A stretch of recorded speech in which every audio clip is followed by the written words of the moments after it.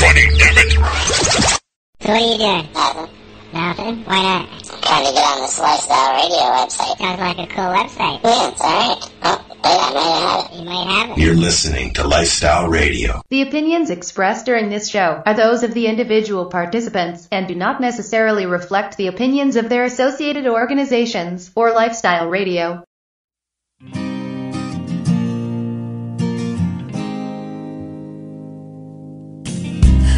I blame it on industry. I blame it on my own hypocrisy.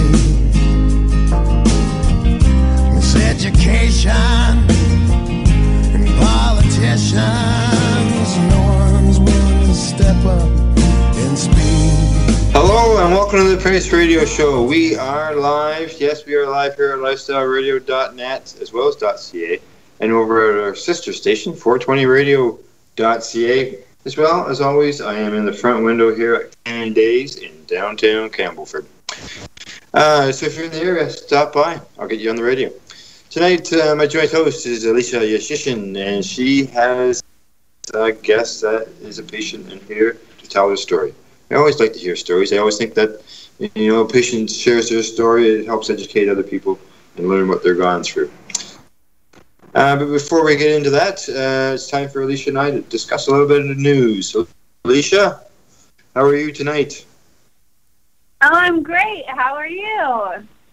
I'm doing good. I'm doing, considering it's been a little busy and hectic and stuff, but I'm all right. I'm trying to get over a bit of a cold, but other than that, life goes on. And yourself? That's been so wonderful as I finally got over my cold. Oh gosh, was it a long one? I sort of sick for like 2 weeks. Yes, actually, the last time you were on the program, you were dealing with a nasty cold. Honestly, it would seem like I just started getting sick. Yeah, the last time we spoke. Yeah, because you had gone and seen your doctor before you came on the program. Yeah, and so I can say that I feel actually like human today. Yeah. That's how nasty it was. Gosh, hey? Yeah, that's right. Well, now it's come this way. So is your weather. Your weather's come this way, too. They're talking about some minus sub-zero temperatures over the next couple of days here. So, Nick, we got your weather as well as your flu. And have you gotten the snow? Yeah, no snow, but it's in the forecast. No snow yet, but it's coming. It's going to come. So, all right, so let's move from the weather on to some news. Now, this hasn't really hit the newspapers yet because it's only a couple hours old. And I don't know if you know Chris Enns, who runs Pharmacists in Nova Scotia. Okay, yeah. Yeah, okay. Well, he runs that down there. He's been busted 3 times, like 2013, 2014, 2015. And he's in the court. He's before the courts right now, dealing with all that. And they got to a point, Kurt Toussaint, he went down there, he made his presentation, and then the Crown turned around and offered Chris an absolute discharge if he pled guilty to his 2013 charges, and they would withdraw or stay his 2014 and 2015 charges. So he had to think about it for a few days, and he decided that no, it's a constitutional challenge. He's taking this all the way to the highest court in the land. He said he couldn't plead guilty thinking about the other patients and the other people who are going to deal with the same issues. He says he wants to defeat this, get it over and done with. And sure enough, today, guess what happens, Alicia? What? He was driving, helping an elderly patient with cancer, who has cancer, and he got busted. Oh, great. So now I don't know what his charges are, but now he's under some new charges again. Like, just one thing after the other. He was just on, I don't know if you saw it or not, but I know he's got posted on his wall. CBC Radio invited him to have a roundtable discussion with the New Brunswick Justice Minister last night, and when the Justice Minister found out that Chris was appearing on the program, he backed away. So Chris still went, still appeared, still answered the questions. I haven't been able to watch the video yet. I know it's posted on his wall, but from what I'm told, he did a smash-up, excellent job, as he always does. So we'll have to, you have to get a chance to watch that, because I know I'm gonna. So. All right. Huh? Still there? Yeah. Yeah. Okay. All right. I just sort of clunked there. All right. Now a little closer to home for you is the East Coast province in between us. I see Manitoba has released some information on what they're looking at doing for cannabis legalization in their province. And did you happen to catch that article?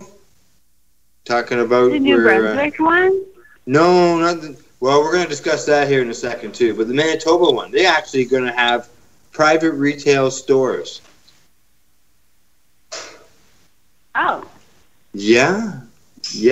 Private retail stores where people, I'm sure, will have to go through some application process in order to get a license in order to be able to sell the cannabis. But like all the way across the country, it sort of sounds like, oh, you're going to have private retail stores, but the private retail stores have to be supplied by the licensed producers. Oh, come on. No way. There you go. Hey, there's the catch. No way. Yes, no, way. Come on. No, yes, way. But you know what? When you were saying that in my head, I was just thinking, what are they going to do about those people who make a product? Like, I love like those craft growers who make a very good product, who have been doing it for years. And so you put your faith and trust in those products because you've used them. And so to be like, you have to go and use LP stuff now, that's barbaric.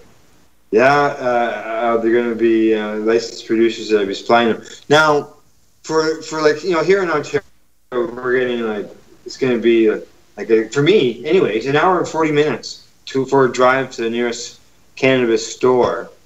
Here, they're promising stores within a 30-minute drive. So it's going to be nice. They're going to have stores and more, you know, maybe more stores and all that.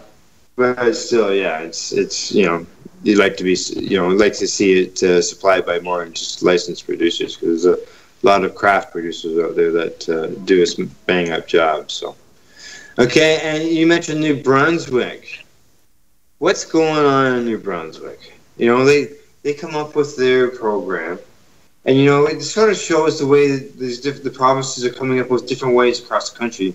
You know, with Ontario, with their CCBO style thing where you have to go up and ask for, you know, your cannabis, and then there in Manitoba where they're going to have up retail stores instead of a monopoly, and now in New Brunswick they want you to lock it up. If you've got an ounce in your house, they want you to put it in a safe. Oh my God. They want you to protect from the children. You know, did you ever hear them promote anything about locking up medicine, other medicines like, you know, opiate drugs? Did they ever tell people? Honestly, that's like a manifestation of reefer madness, insisting as if you have to lock up cannabis like a dried plant. Like, oh my gosh, wow. Yeah, they say you have to lock up. They say that you have to lock up your guns in your home, so you got to lock up your cannabis too. So are they saying cannabis is dangerous as a gun? They both have to be locked up. Wow. Yeah. I think we're ready for some interesting times as these laws come out from province to province. So. All right. I don't know if I necessarily. I don't know if I agree with this. Like, each province and territory gets to make their own rules. I think it should have been just like federal legislation that kind of had a guidance of it, and then there was some type of provincial jurisdiction, like agenda there that was allowed. Yeah. To collect tax and such. But I don't think, come on, lock up your cannabis. Like, who in the heck? Like, I know that words to that. I know that they've met. The provincial end of it all. They've all gotten together and discussed things. And I know there at one time they were talking about, should things be the same across the country? Well, it's pretty obvious that things are not going to be the same across the country. No. It'll be exactly how cannabis prohibition legislation has been enforced since 1920. So, different, and the disparities in, look at Vancouver. They've been quasi-legal for years. Correct. Right? So they'll have a better market than Saskatchewan. Good luck in Saskatchewan. I'm sorry, but, Yeah. Yeah, I'm sure. Yeah, yours will come out soon. And I'm sure we'll hear about it. So. All right. What do you think? Time to bring our guest in. I'm sure he's got a lot of opinion on some of this stuff. So. For sure. So, yeah. Okay. As I mentioned, he's a patient and he's here to share his story. So I'd like to welcome Mike Winter to the Pace Radio Show. How are you, Mike? I'm good, thanks. How are you? Not too bad. Not too bad. As I mentioned earlier, we're just waiting for winter to appear. Here we go. Bad segue. Sorry. I wasn't ready for snow. You're not ready. Well, don't you guys already got snow out there? Like what I'm seeing on the weather maps. Yeah, like you guys are getting another 20 centimeters or something coming.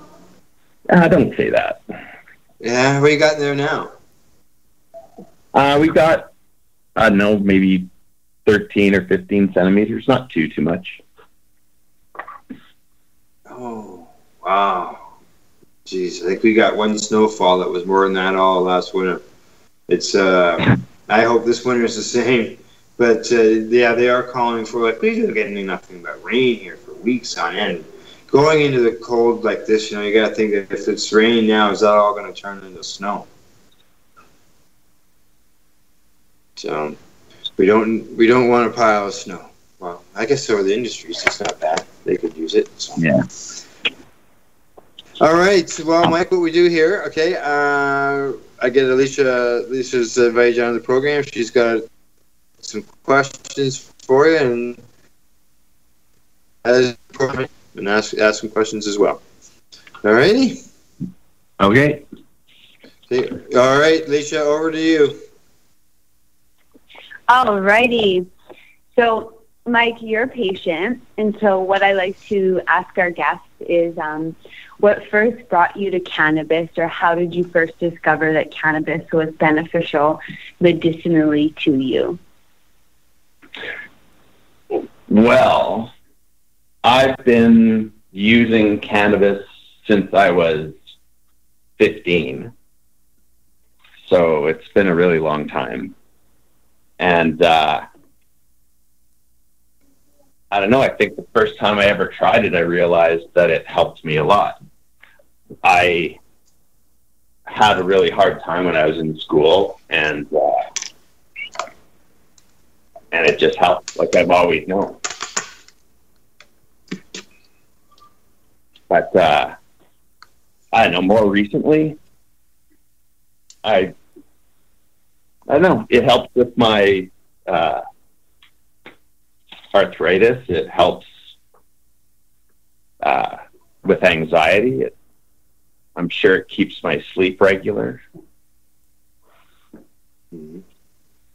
Awesome. And so how has cannabis and criminality been a large part of your life also? What was your first experience with cannabis and the law? I think I was 18 the first time I actually got arrested. I was probably 15 the first time I ended up in a police car. So, I don't know. Long time ago, in the 80s. Some of us, that's not so long ago, No, it doesn't feel like it's that long ago. No, More recently, I've had a lot more trouble with them. I decided to help some patients who didn't have access to space to grow. Mm.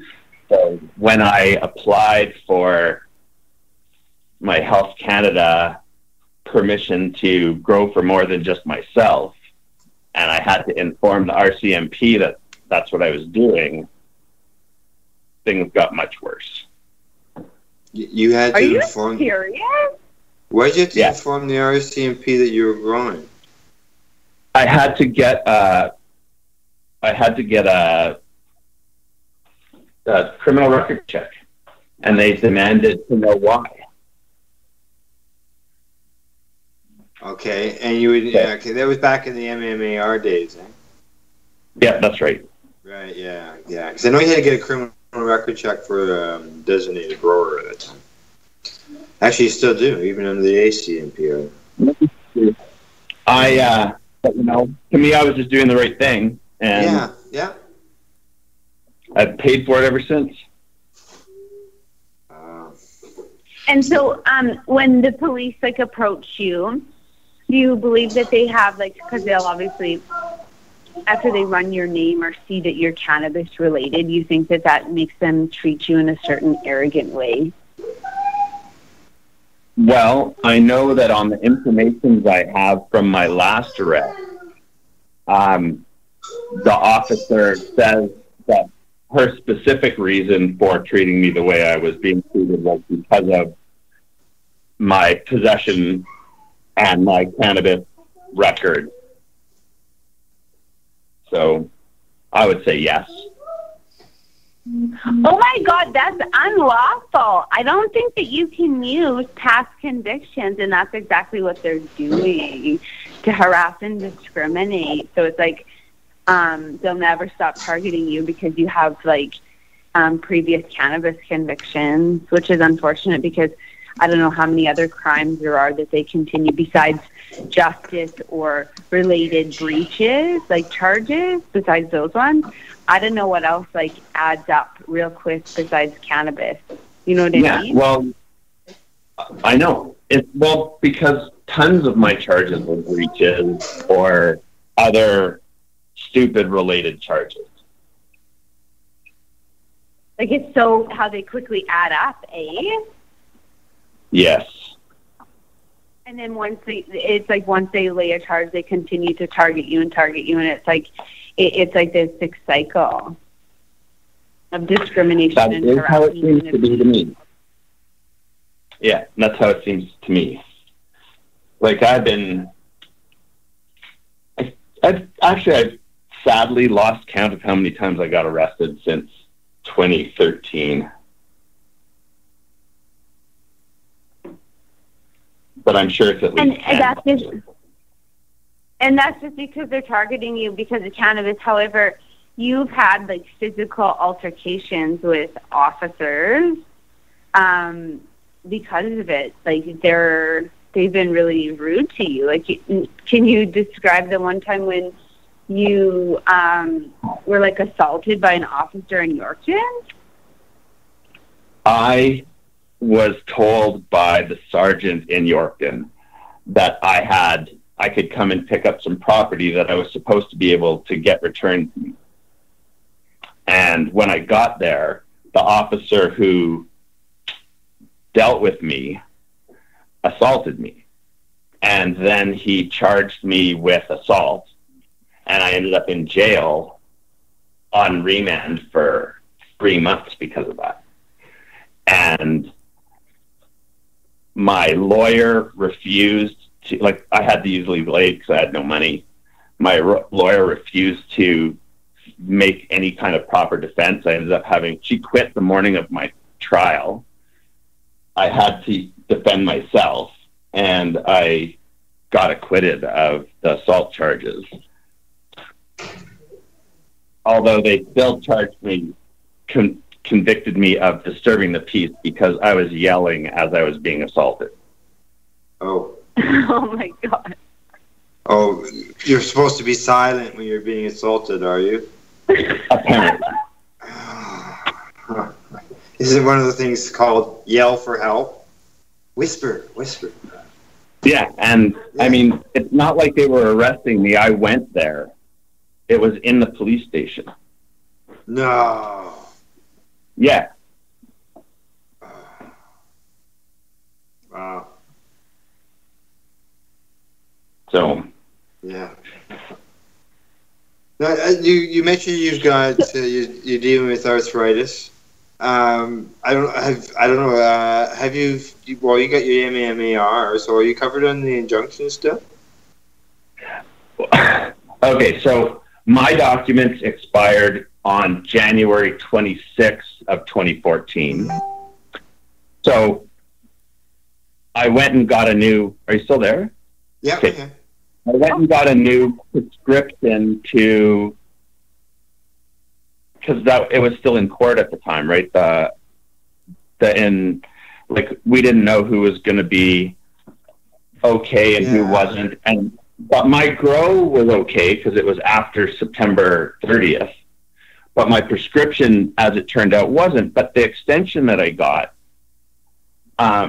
which got me until, I don't know, about 2 weeks after the date the judge gave, like, what was that, March? Yeah, the end of March of 2013. Yeah, so my prescription that I had from my doctor bridged the gap. They decided that they were going to fight whether that was counted as part of the injunction or not, and so they tore down my grow. Oh. And arrested me. I actually ended up in jail for, I think, a week that time. And then you have a legitimate license. Yeah, as far as I was concerned, they did. But then a few weeks later, yeah, you're one of those guys that were caught in that spot. Yeah. Yeah. So a few weeks later, the police came to my house to check me because I had a curfew. Said my house smelled like pot and arrested me again. Based on smell. Well, no, when they said it smelled, so they came in and searched and found that I had some pot. Right, okay. And so, yeah, but the thing is they're not allowed to search, and you're allowed to smell like marijuana because you have a medical necessity defense to cannabis. You have it on your possession, and you're entitled to it, whether or not you have that license. And I know that the Murnau decision says that you don't have a constitutional right, but de facto you do. Like, it's just as simple as that. And the way that they, as you know, I agree with you. Never allow a police officer to enter your home. Well, I had no choice. I was under conditions. Yeah, okay, See, and that's the trouble, right? He's like, yeah, well, that's part of the problem. Once you're in the system, if they want to misuse it, then they can easily misuse it. And they obviously wanted to do that, so they did. And so tell us about your car being impounded and you being denied your right to smell like marijuana again. Well, because of, I live in Calgary now, and my kids live in Yorkton. And so I traveled back and forth quite often. And on my last trip, which was May 30th, I was stopped by the RCMP just outside of Swift Current, and they arrested me once again for possession. This time, however, I actually had my pot in its LP packaging in the box it came in the mail. And they didn't accept that. The officer didn't accept that as good enough evidence that I should be allowed to smell like pot, and she arrested me. And then I spent 7 days in jail. And I'm on bail again. Oh, shit. I don't understand why you were arrested, though. So there's no meaning to those licenses or those prescriptions. There's no meaning if they don't respect it. Like, there's no meaning to it. You see what I'm saying? Like, how do you... I know. You even got your prescription from an LP, so there's no legal protection from you. It's for you in any regard. Right. However, it's completely arbitrary. Well, it's because of the police. They didn't do their job. They were supposed to verify your prescription and let you on your way. But because you were an easy target because you have previous cannabis convictions, voila. Like, okay, that's predatory policing. It seems to me that in a country where you're presumed innocent, it shouldn't even be coming up. Like, what are they doing even bothering people unless there's an actual problem to do with? Like, clearly they're doing much more harm by acting this way than they're ever even remotely likely to reduce. Like, it's stupid. Yeah, but okay, so I think that there was some trafficking charges in your situation, correct? Well, yeah. I mean, I'm allowed to have 120 grams on me, so I had over 30 grams. So they're trying to suggest because you have a big prescription that you're a trafficker because previously, were you convicted of the trafficking or was that state or? Okay, they blackmailed me into accepting a guilty on a intent to traffic charge because they would let me out of jail faster and not take my house. And who was the prosecutor in that situation? That was Yorkton.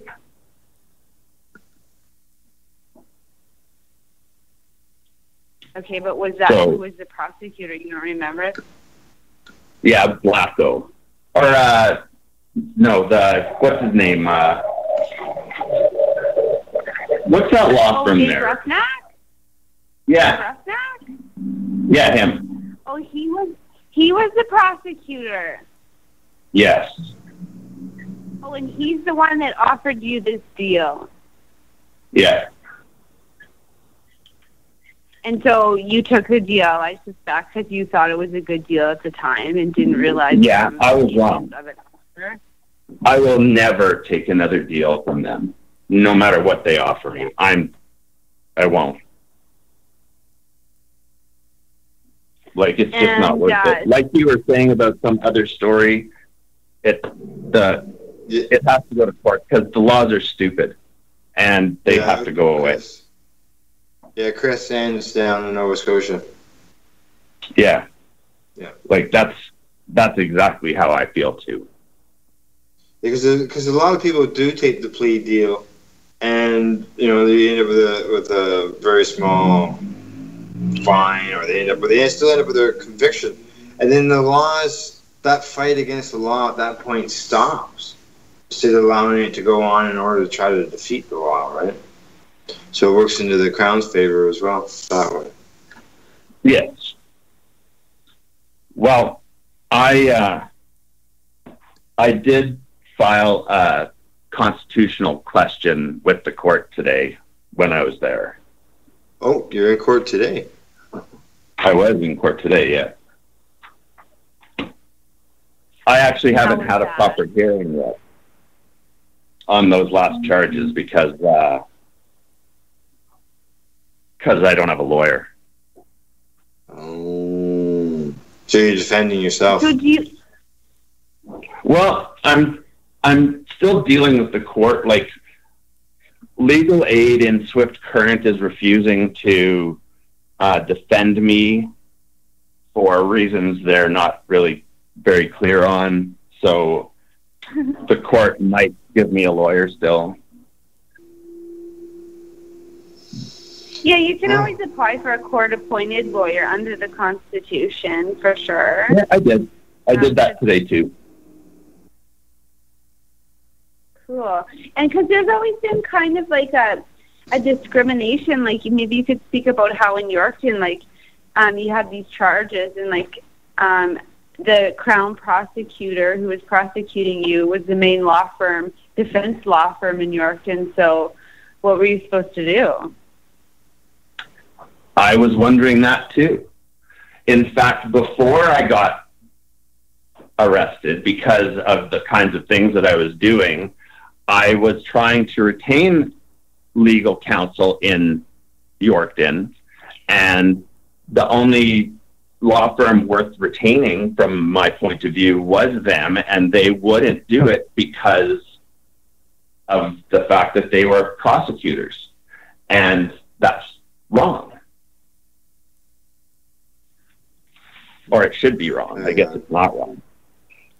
All right, you two. It's time for us to take a commercial break. Time to pay the bills.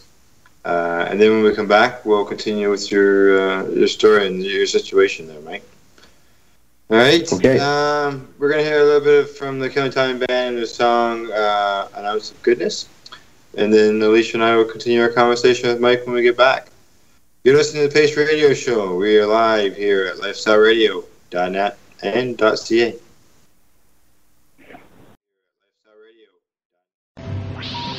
Hang up and try again.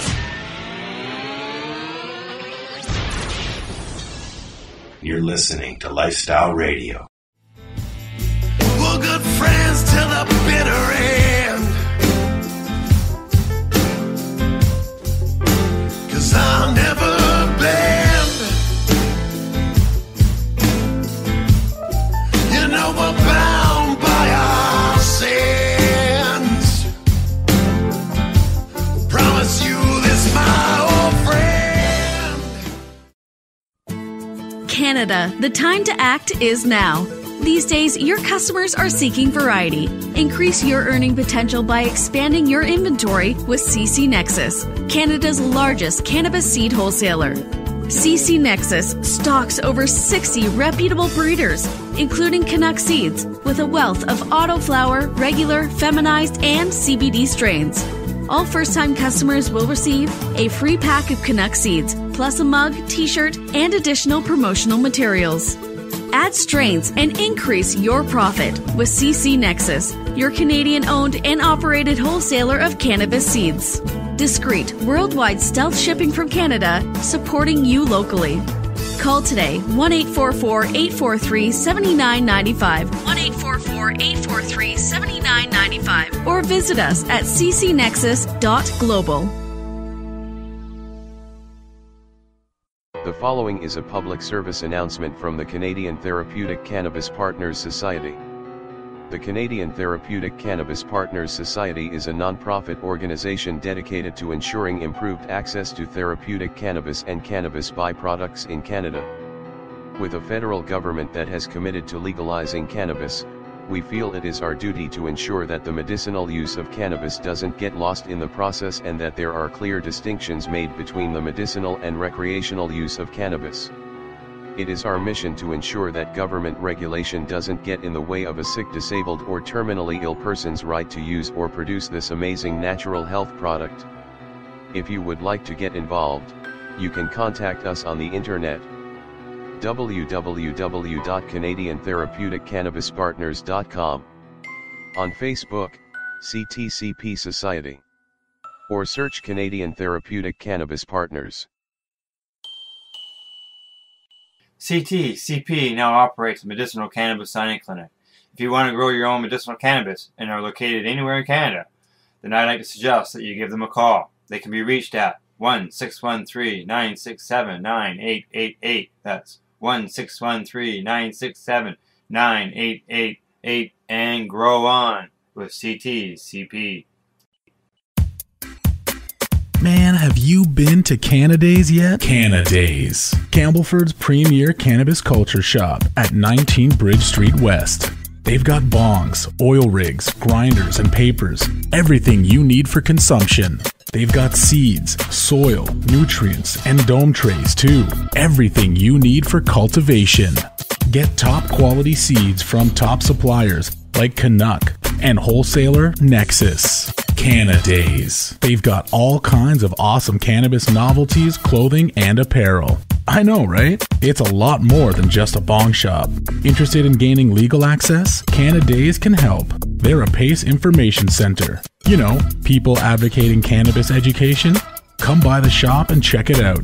19 Bridge Street West, Campbellford. Canadays. Have your say without saying a word. Canadays.ca. Growing your own vegetables, flowers, or even medicinal plants can be a challenge without the right equipment and proper know-how. At BMA Hydroponics, not only are they your urban horticultural experts and suppliers, but their staff holds the customer's needs paramount to making a sale. Family-owned with decades of experience and knowledge, they offer free advice in person, by phone, or email. BMA Hydroponics wants to ensure you have the advice you need, which is why you'll find tips and tricks on different ways to grow, like wick, ebb and flow, drip, or aeroponic system, as well as other helpful links at bmahydroponics.com. If you can't find what you're looking for, just let them know, and they'll do everything they can to get what you're looking for. At BMA Hydroponics, each staff member also possesses a federal exemptee MMAR license, making their strong suit empathy, experience, and dedication to their customers. Because when you know how to grow, you'll have results that make you proud. BMA Hydroponics in Belleville, Ontario. Visit bmahydroponics.com. BMA offers cannabinoid testing, so if you want to prove you've got good medicine, head to BMA Hydroponics and prove it. Let your love light glow. Just reach out, take that full step and kick down the door. Hey, welcome back. We are the Pace Radio Show, and we are live here at lifestyleradio.net, as well as over at Spreaker, TuneIn Radio, and Shoutcast as well. Today on the program, we have our guest, Mike Winter, and my joint host, Alicia Yashcheshen. Okay, Mike and Alicia, before the break, we were talking about courts and lawyers and all that stuff. We're going to still continue along that line. You still got more to let us know on that? Sure. Where were we? Yeah, good question. I guess my question is like, how are you treated by the legal profession as a criminal of medical cannabis? Generally, like how, like share some of your like experiences that you've had, like some of those, like even hang-ups I saw. Well, overall, I feel like I'm personally, and when I'm looking at other people or when I see them in court, I feel like we're treated like we're guilty, right? Like everyone just assumes we're guilty and we have to prove we're innocent. And that's just ridiculous. Like cannabis is safe. We're not hurting anybody, and it shouldn't be treated specially or differently by the system in the way it is. You know, I don't like feeling like I have to hide because some boogeyman's gonna jump out and handcuff me just because I choose cannabis as my medicine. Well, so you agree and you see that there's a systematic format of discrimination against us, right? Absolutely. It's like, oh, it's okay because it's just like the pothead, right? But like, where's our civil rights? It's just the pothead who uses it for a medicinal purpose. Totally different than just, you know, smoking some reefer. Absolutely. It's like that Chris Enns video. He shows up to that CBC interview, a guy dressed in a suit and a tie, you know, hair all done nice, you know, properly combed and everything. Whereas everybody's so used to that, we call that the one from Hollywood, where the guy's always, you know, laid out on the couch and lazy, not doing anything, and that's what everybody thinks of what a person who uses cannabis looks like and acts like. Instead of somebody who could be dressed in a suit and challenging people in a court of law, which does happen. Our government has portrayed us as lazy or useless or any number of things. Dangerous, clearly. Yep. And you know, here we are. For Matt. Like, look at it. Well, here we are now. You know, for years we were hearing all those stories about the negative about cannabis, and you would think that the government would have all kinds of things to come at us here at the cusp of legalization to show as negatives, but the only thing you ever hear about is the developing brain. You're not hearing anything else, any of that fear stuff that they spread for the last 100 years of what it could do to a person. I'm pretty sure if you look at the court histories, like in what the judges have found, cannabis has been found innocent of being dangerous. Oh, yes. Yeah. Everything from... So I don't understand where this fear-mongering is coming from. Well, it's one of those things. I don't know if you've seen the commercial on TV about an apple. An apple is an apple, but if somebody comes along and tells you it's a banana and says it and repeats it enough, then people start to believe them. And unfortunately, that's what it comes with the cannabis stuff, is that they repeat it enough that people believe it. And it's just something I just shake my head at, the things you see posted online or the comments that you hear. And all you can do is try to educate them and set the record straight. Yeah. Yeah. That's true. Yeah. It's 100 years of crap's been spread around, so it's going to take a while to straighten all that out. That's for sure.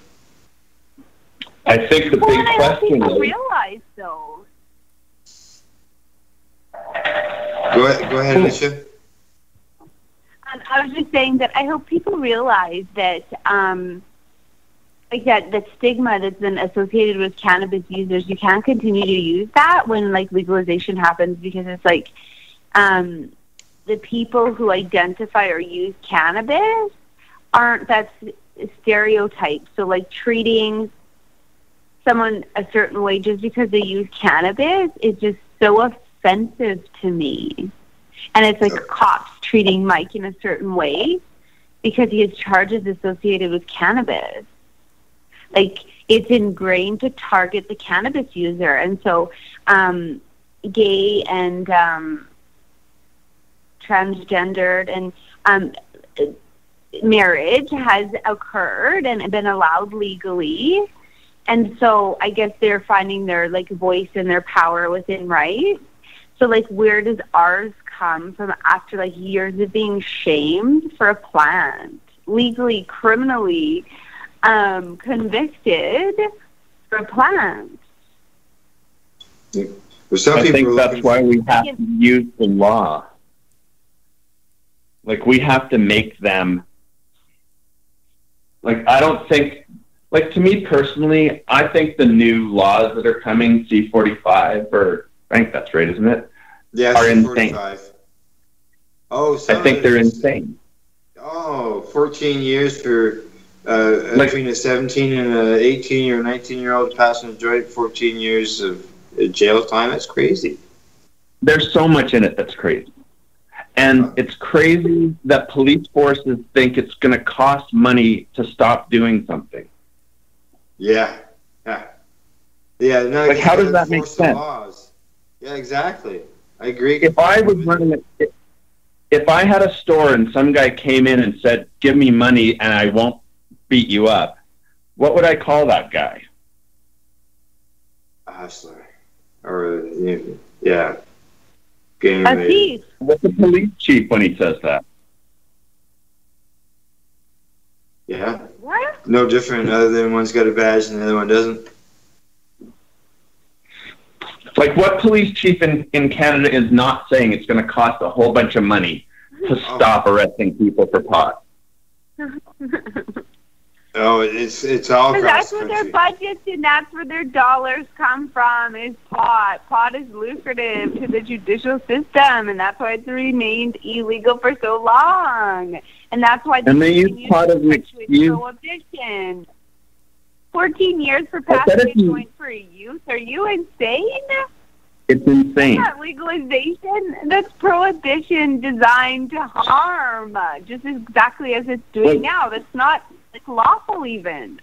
If you look at the harm, if you look at the psychological harms studies about pot, the potential harm from pot is nothing compared to the potential harm from alcohol.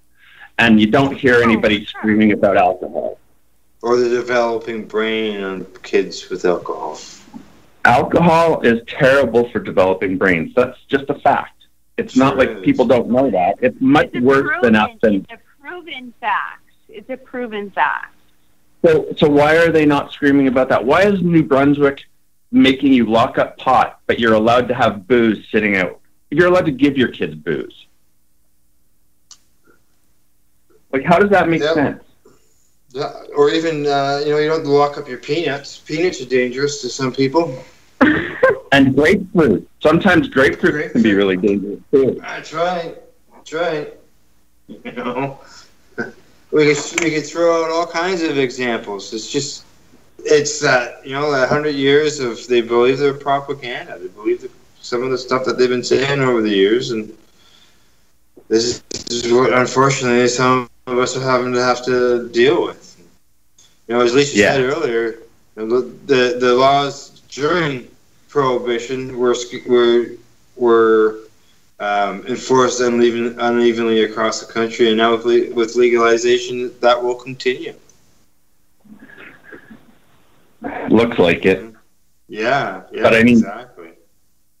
To me, that's why I'm glad to hear every time somebody is making a constitutional challenge, because I think sooner or later it'll come down to whether or not the laws are justified under Section 1 of our charter.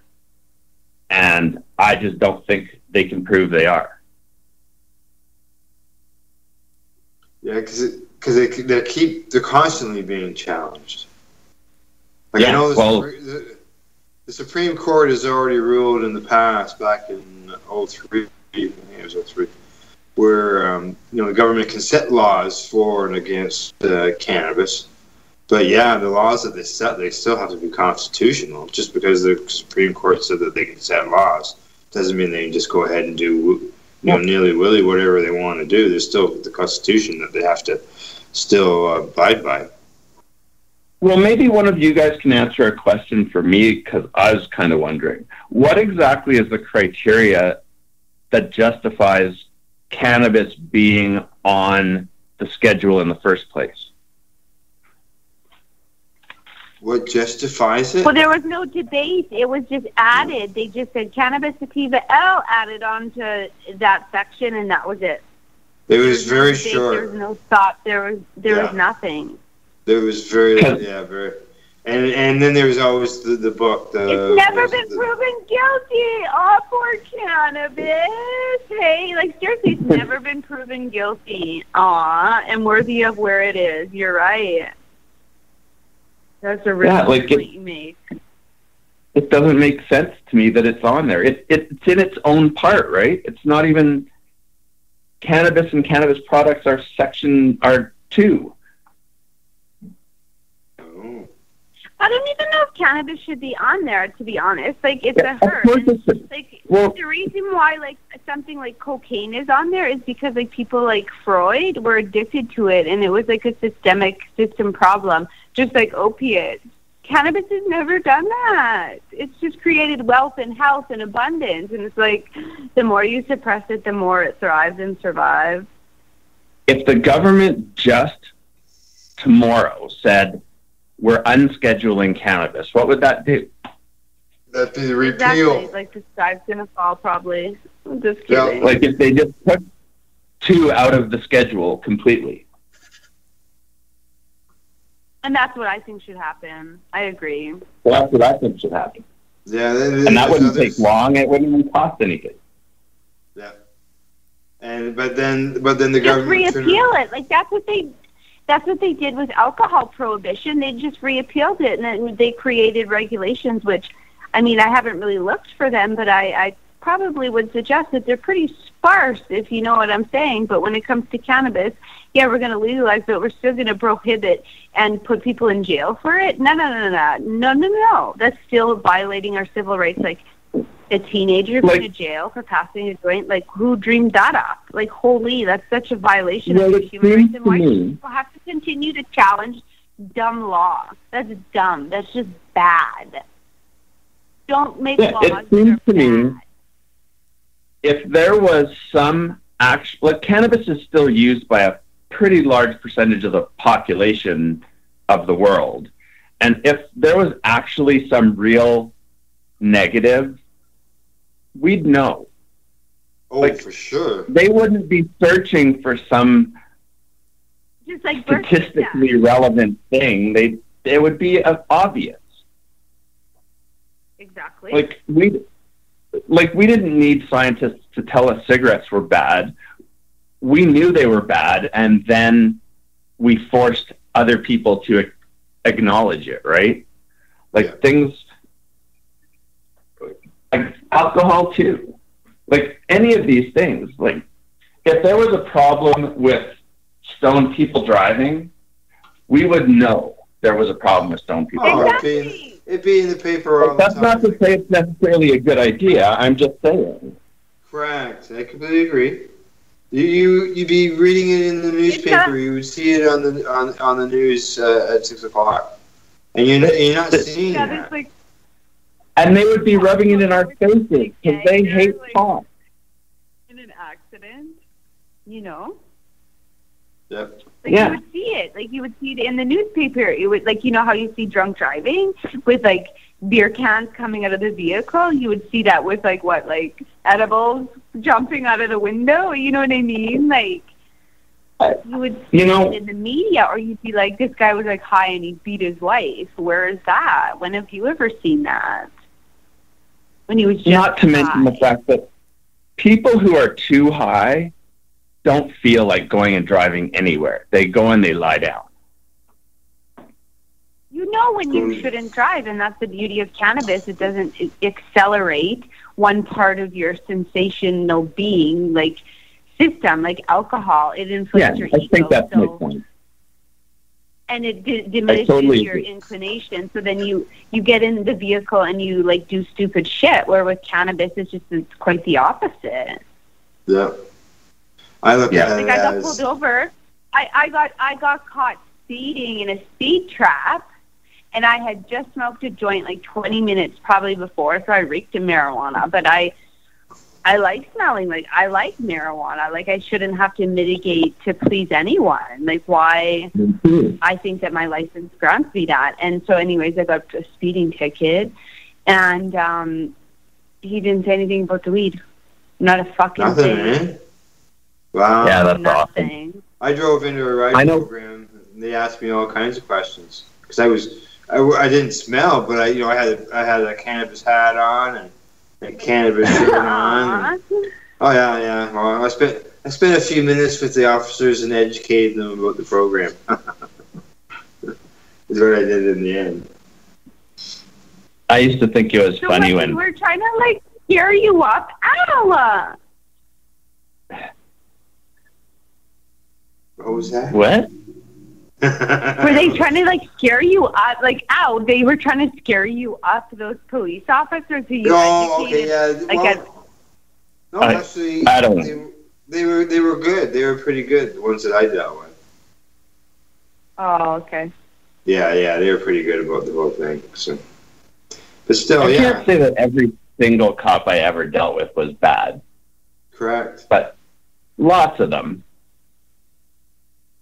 The problem is that the ones that are going to be bad kind of seek you out a little bit if you smell like pot.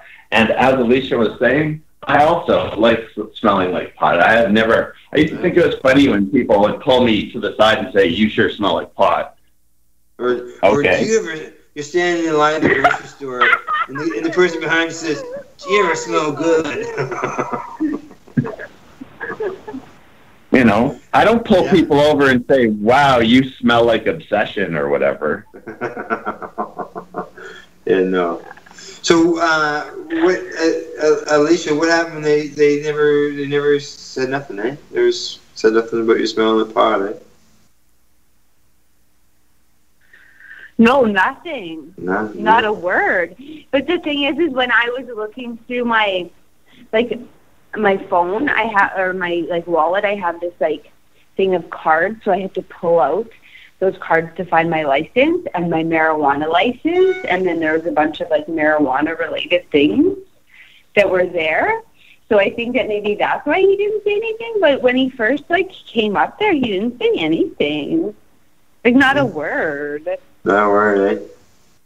Well, there you go. So I appreciate You would think that. after 20 minutes you still smell. Well, I don't know, right? Sometimes when you smoke weed in the car, you come back overnight and it smells like weed. I don't know. What do you think? Maybe it was gone, but yeah. Maybe he didn't smell me, but I don't know if I smell. You know what I mean? Do you know? If I'm sure my car always smells like pot. I remember one time I was in a spot and it was winter, so we sat in the car and smoked some super lemon haze, and then we went back inside because we couldn't smoke it inside where we were at. And hours and hours later, we got back in the car and you could smell the lemon still. Yeah, hey, this is good. Well, that would be awesome. It was. But so it makes you wonder, how long. Especially if it has a good terpene content to it, it'll smell longer, right? Because it's true. I know when you smoke cannabis in a house, the fact that we have to even worry about it is a problem. Yeah. Well, but okay, we have to look at it from a legal standpoint and a police standpoint. Is that they say that that's probable cause that you're committing a crime because you're in possession of cannabis. But with cannabis, that's a problem. Well, exactly. Right? They should not be thinking that way. Cannabis being legal. Sorry? I'm just saying that's exactly the problem. They shouldn't be thinking that way because medical cannabis. Last time I saw it, wasn't there something like 140,000 medical patients now? Yeah. It's making its way up around that 200,000 mark. And a lot of those people drive, just like a lot of people who drive or prescribed opiates or other drugs. Are they going to just start arbitrarily arresting people who smell like pot all over the place? I don't know. What's their plan? But they do that every day. So there's states like Arizona who said, you know what? With the legalization of medical marijuana, you can no longer use the smell of marijuana as probable cause to harass citizens because now you're violating the rights of medical cannabis users. And I entirely agree with that argument because that is true, and that's what's happening in Canada, and that's what's been happening since 2001, and that's a gross violation of our human rights. And it's time to dummy up and realize that. But has that been fought in Canada over the smell issue? Like you mentioned, it was states, right? Well, there's versions of case law in Canada about the smell of raw smoked and what else is it? Dried, I guess, cannabis. The police officers allegedly know the difference between the three. Okay, just like they know how to measure marijuana. But anyways. Why is it even relevant? Well, I know it's so stupid, eh? But you see how the government has created this market of criminalizing a plant. By golly, holly, it's insane. Oh yeah, well, and it feels like they keep throwing out red herrings. Oh yeah, because people believe everything the government tells you is true. There's a lot of people who believe that. They would never lie to us. It's something that's done all the time, right? I think in order for us to get true,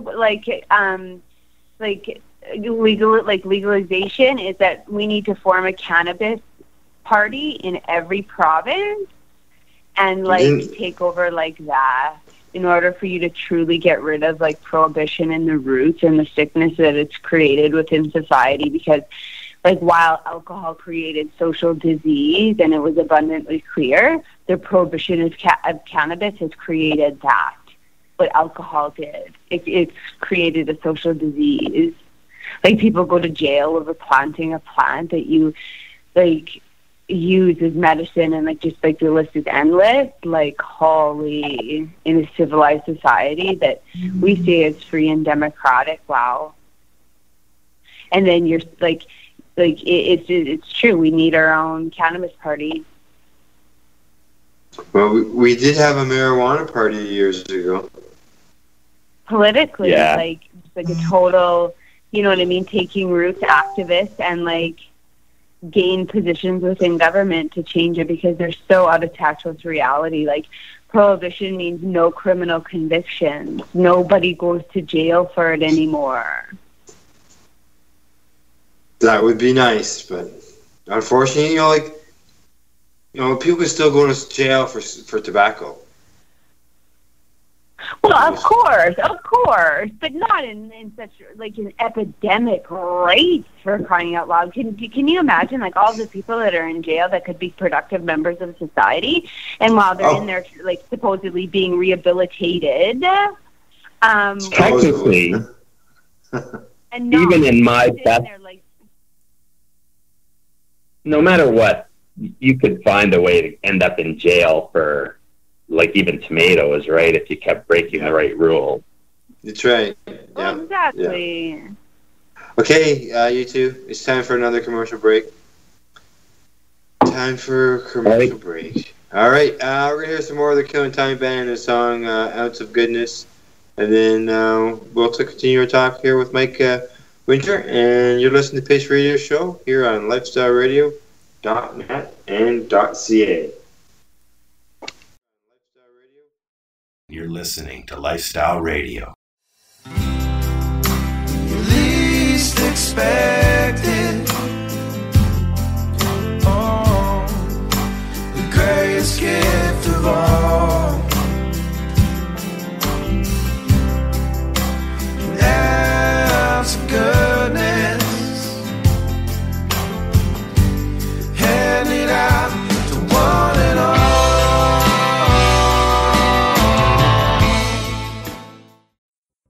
Growing your own vegetables, flowers, or even medicinal plants can be a challenge without the right equipment and proper know-how. At BMA Hydroponics, not only are they your urban horticultural experts and suppliers, but their staff holds the customer's needs paramount to making a sale. Family-owned with decades of experience and knowledge, they offer free advice in person, by phone, or email. BMA Hydroponics wants to ensure you have the advice you need, which is why you'll find tips and tricks on different ways to grow, like wick, ebb and flow, drip, or aeroponic system, as well as other helpful links at bmahydroponics.com. If you can't find what you're looking for, just let them know, and they'll do everything they can to get what you're looking for. At BMA Hydroponics, each staff member also possesses a federal exemptee MMAR license, making their strong suit empathy, experience, and dedication to their customers. Because when you know how to grow, you'll have results that make you proud. BMA Hydroponics in Belleville, Ontario. Visit bmahydroponics.com. BMA offers cannabinoid testing, so if you want to prove you've got good medicine, head to BMA Hydroponics and prove it. Man, have you been to Canadays yet? Canadays, Campbellford's premier cannabis culture shop at 19 Bridge Street West. They've got bongs, oil rigs, grinders, and papers. Everything you need for consumption. They've got seeds, soil, nutrients, and dome trays too. Everything you need for cultivation. Get top quality seeds from top suppliers like Canuck and wholesaler Nexus. Canadays. They've got all kinds of awesome cannabis novelties, clothing, and apparel. I know, right? It's a lot more than just a bong shop. Interested in gaining legal access? Canadays can help. They're a PACE information center. You know, people advocating cannabis education. Come by the shop and check it out. 19 Bridge Street West, Campbellford. Canadays. Have your say without saying a word. Canadays.ca. Hi, this is Al Graham of the Pace Radio Show. Are you keeping pace, as in keeping people advocating cannabis education? If you're not, and you're a cannabis consumer, then why not? Others are working hard every day to help educate people about cannabis so you can enjoy your daily 420. Get involved and speak out. Be loud and proud so that you can keep pace. Tune into the Pace Radio Show every Wednesday at 8 p.m. Eastern Standard Time to hear about people advocating cannabis education here on LifestyleRadio.ca. Canada, the time to act is now. These days, your customers are seeking variety. Increase your earning potential by expanding your inventory with CC Nexus, Canada's largest cannabis seed wholesaler. CC Nexus stocks over 60 reputable breeders, including Canuck seeds, with a wealth of autoflower, regular, feminized, and CBD strains. All first-time customers will receive a free pack of Canuck seeds, plus a mug, t-shirt, and additional promotional materials. Add strains and increase your profit with CC Nexus, your Canadian-owned and operated wholesaler of cannabis seeds. Discreet, worldwide stealth shipping from Canada, supporting you locally. Call today, 1-844-843-7995, 1-844-843-7995, or visit us at ccnexus.global. When your problems seem 10 feet tall, and there's no one you can call, you can't find your words to say. Hey, we're back. If you miss our live shows here at Lifestyle Radio, you can always catch the podcast. Just gotta find us on Mixcloud, YouTube, and other social media as iTunes. So if you missed the live show, don't forget, podcasts are always available. Tonight, we feature the music of the Killing Time Band, and we got to hear a little bit of an ounce of goodness. As lots of people know, they got lots of cannabis and non-cannabis songs, and you can catch all that at killingtimeband.com. Plus, you can find them on YouTube. Today on the show, we got our guests, Mike Winter and joint host, Alicia Yashcheshen. Okay, you two, we're into the last segment. We've got about 20 minutes here. And where would you like to go with this now?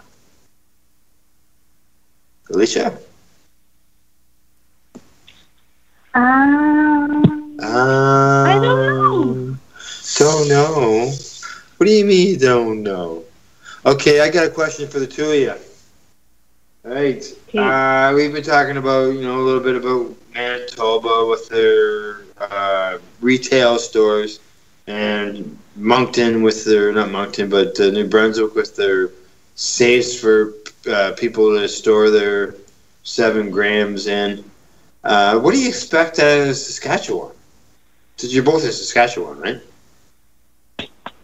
Correct. What do you expect? Oh, no. Well, I'm in Alberta right now. Oh, are you? Yeah, Okay. Mike's in All right. Alberta. All right. And I think Alberta's already come up with some of the information. Yeah, they're still discussing whether they're going to go with private or public, but I think they're going to be sensible about that at least. Yeah, because in Manitoba they got a conservative government, but you guys got an NDP government there now in Alberta, Reagan. Exactly. Just so used to thinking conservative for there. So. Yeah. Yeah, from what because you guys don't have in Alberta, you don't have like an LCBO style system, right?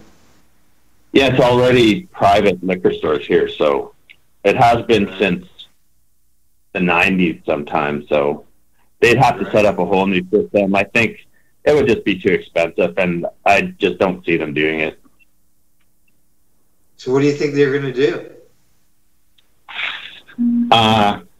I don't know. I think they said they're going to stick with 18, so that makes sense. I think they're going to go with probably, if I was going to guess, I'm hoping they go with private.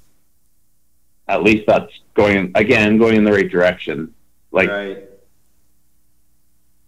There has to be room for all of us who have been fighting for pot to be legal, to be excluded because we have records is just not the way it should be, in my opinion. Oh, for sure. Yeah, like somebody who's been busted with 3 joints, basically 2 grams, they'd lose out on an opportunity to, maybe lose out on an opportunity to have a business to sell cannabis. Well, even if they were trafficking, like the fact is that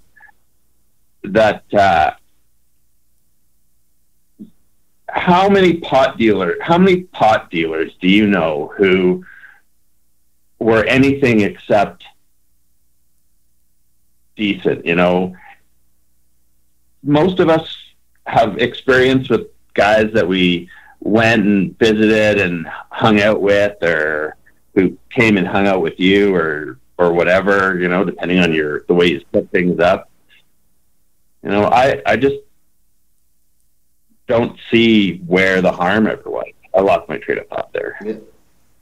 Well, you know, they say that you know, the law enforcement's always talk about the criminal element, but most of the times, you know, it's small mom and dad operations.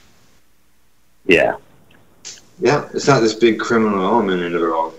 Talking about criminal element, just watching the police officer drive back and forth in front of the store here.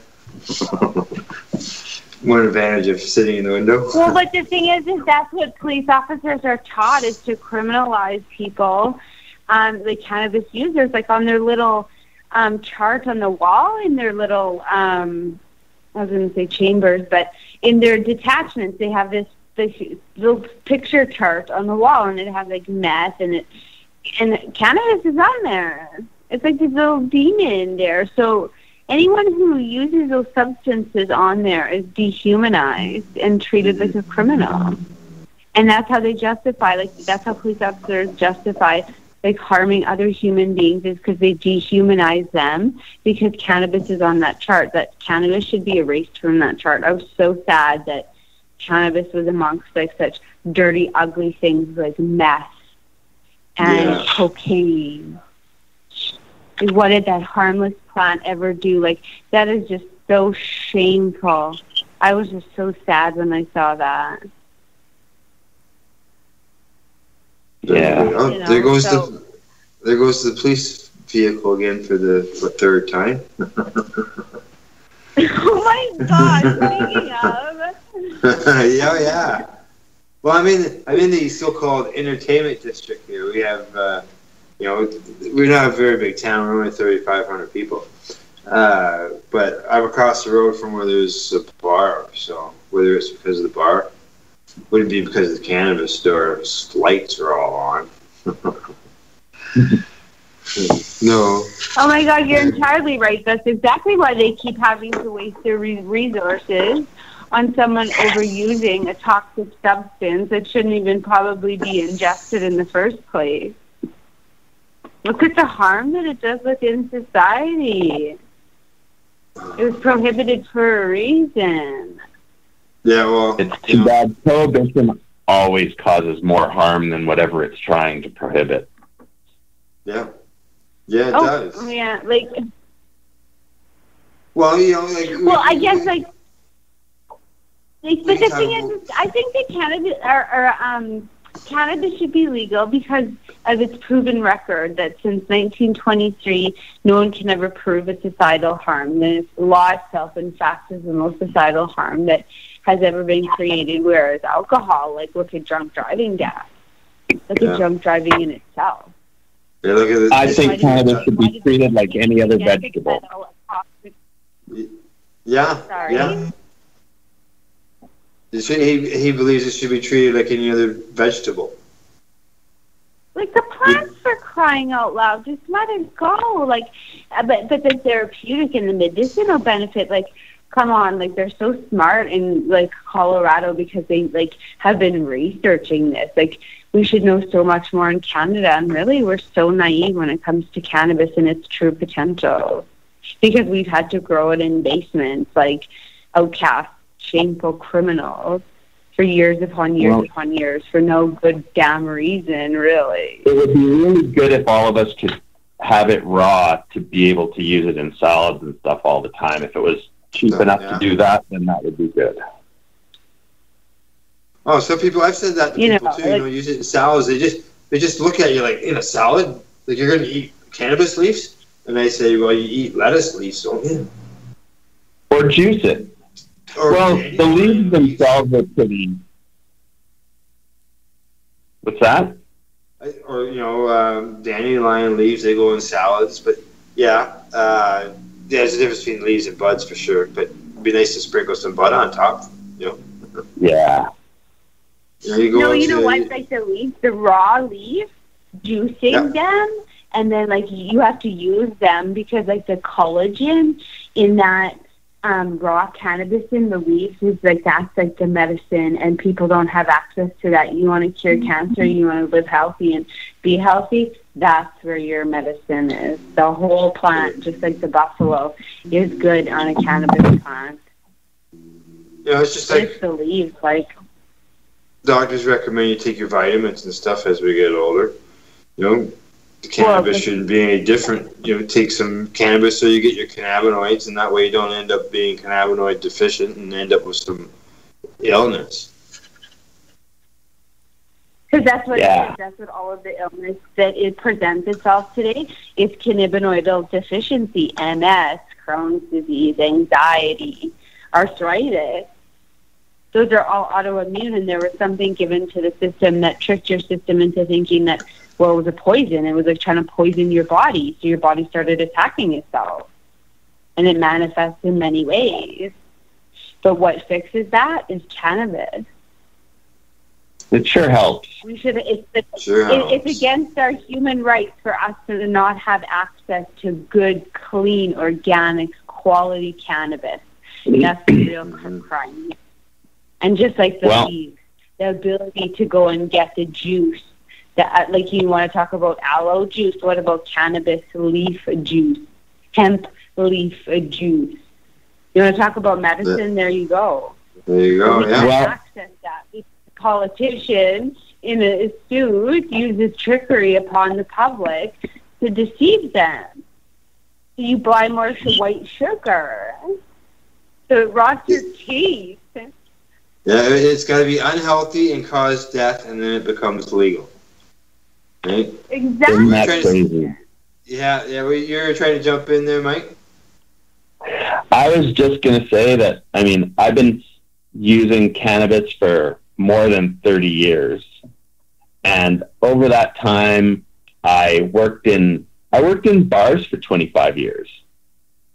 And I managed and I bartended and I did all, and I smoked the whole time and I drank heavily, and I don't really do any of that stuff anymore, but cannabis, I think, is why I survived it all. That's my opinion. Likely, eh? Yeah. Were you consuming alcohol at an accelerated rate when you were doing that, or you were just like? Oh no, I was a heavy. I don't really drink. Like, I'll have a beer now and then. I never actually meant to stop drinking. I just, when I stopped working in the bar, I just, like, again, I worked in the bar for a long time. I started in the 80s. Back then, we drank a lot while we were working. Like, everybody I knew was a very heavy drinker. So I was for many years, and I don't really know why I was able to just stop drinking, because I really did drink too much, but I luckily was. So I think pot had a lot to do with it, though, because I did smoke pot the whole time. I gotta go to the door, guys. I got a police officer at the door. Hang on. Oh my God. I'm looking for 13. Yeah, okay, all right. Oh, wow.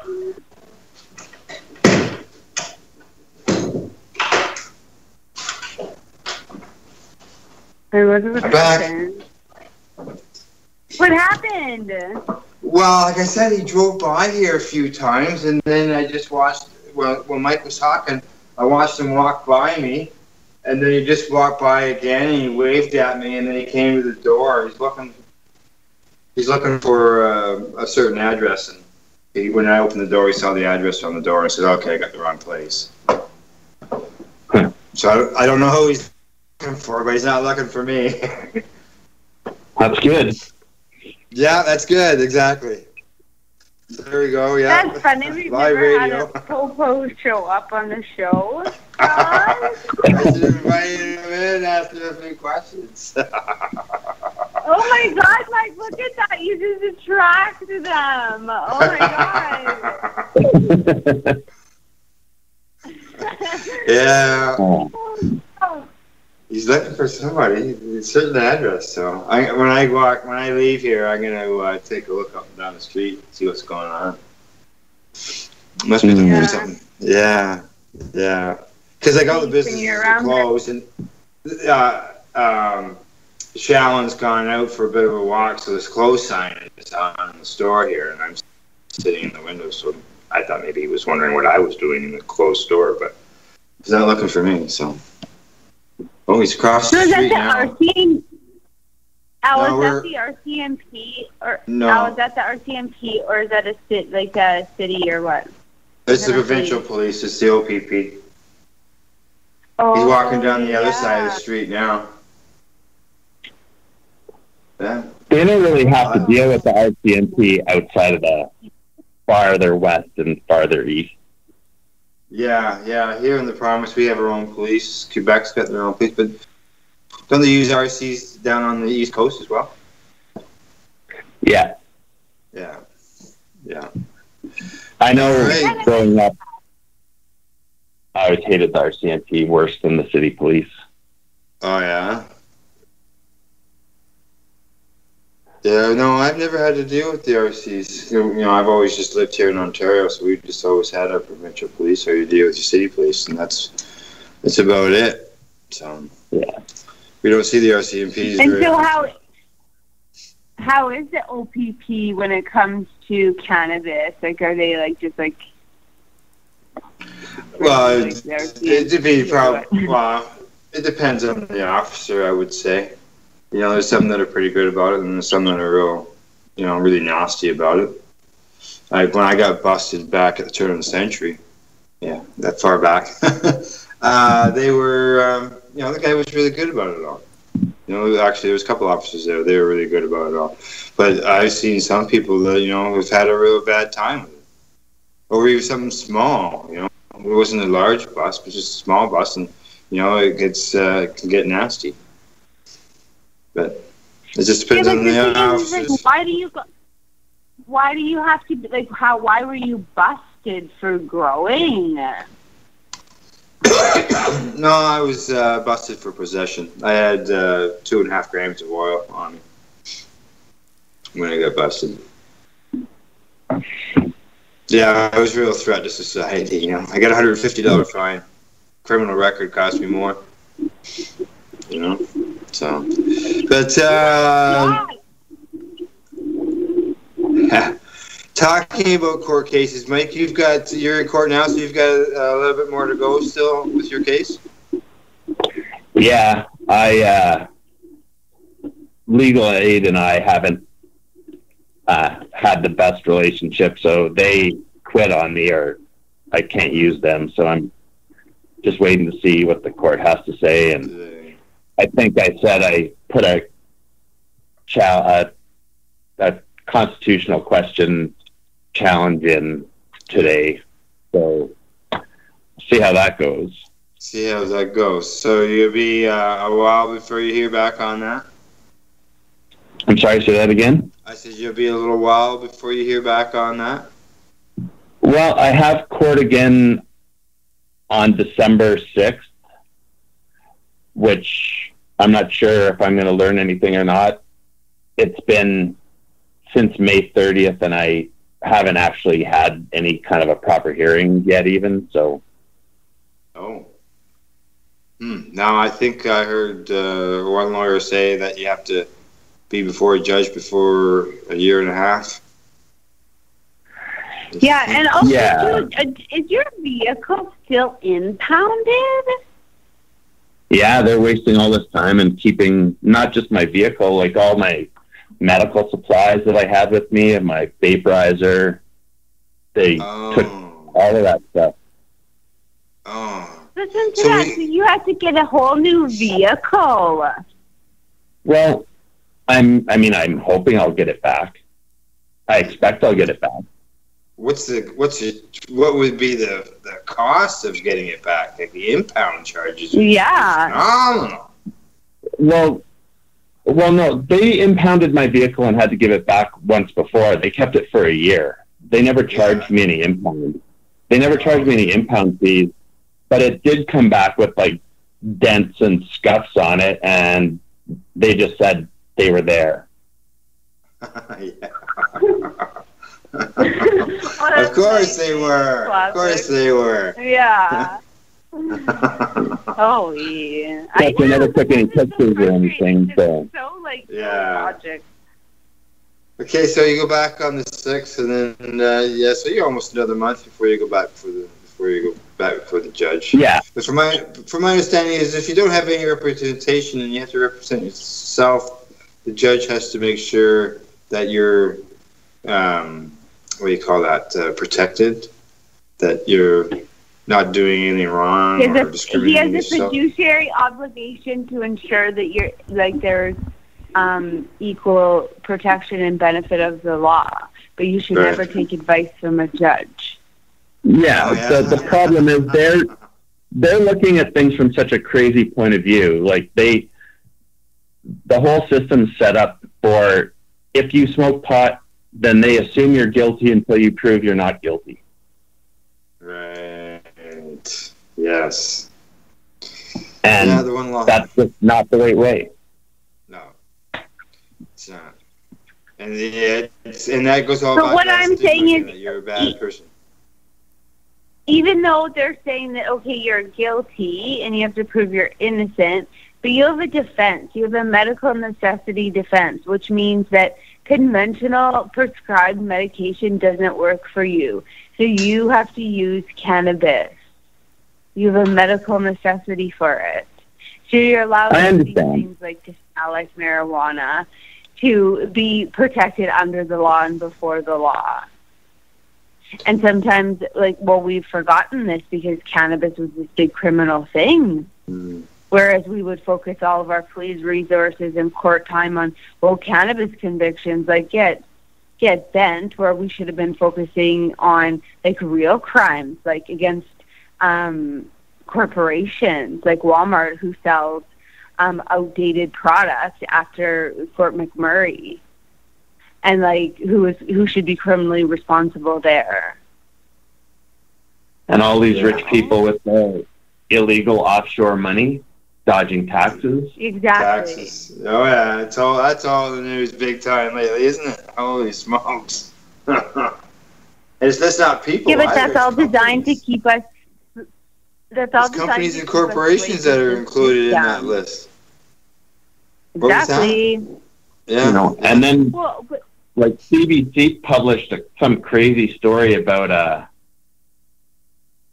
a youth advocate thinking that things aren't going to protect kids enough or something, totally just making assertions out of nothing. And they published that. Yep. Yeah, it could be an opinion piece and people take it as news. All right, you two. We're down to the last 2 minutes of the program. See that? 90 minutes. So now it just flies. Mike, have you got a shout out, a person, place, a thing, a website, anything like that you'd like to promote?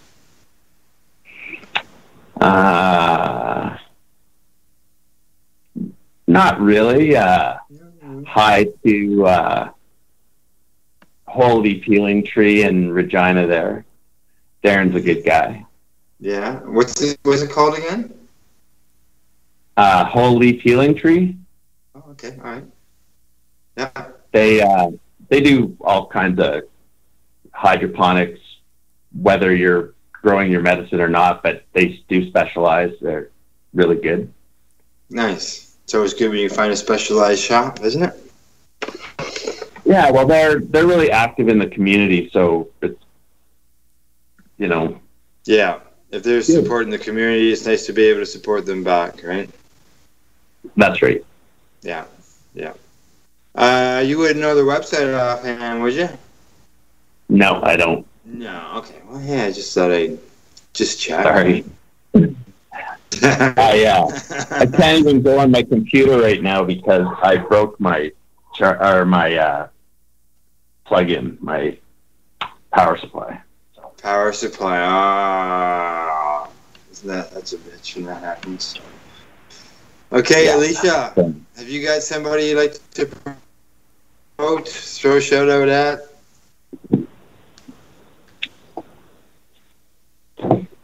I would like to thank Mike for coming on and telling his story and sharing and giving us the experience of kind of sharing those unfortunate events with the RCMP. And I would like to thank everyone on the show, before the show and after the show. And yeah. Okay, super. Happy Wednesday. So I think Thanks, it's always guys. great when a patient. Yeah, thank you, Mike. Talking about thank yous, thanks to our sponsors, BMA Hydroponics, BMAHydroponics.com, as well as CC Nexus, Canada's largest cannabis seed wholesaler. They're found at ccnexus.global. Thanks to Al Rapp, our producer of our program here at Lifestyle Radio. Also, thank you to Mike. Thank you for coming on and sharing your story, Mike. It's always great to hear about them. We appreciate it. My pleasure. And Thanks for having me. Hey, we appreciate you coming on and sharing that. And to my joint host, Alicia, once again, thank you for everything you do. Oh, thank you. And a big thank you goes to our listeners for tuning in the program. We always appreciate our listeners. Thank you, and good night.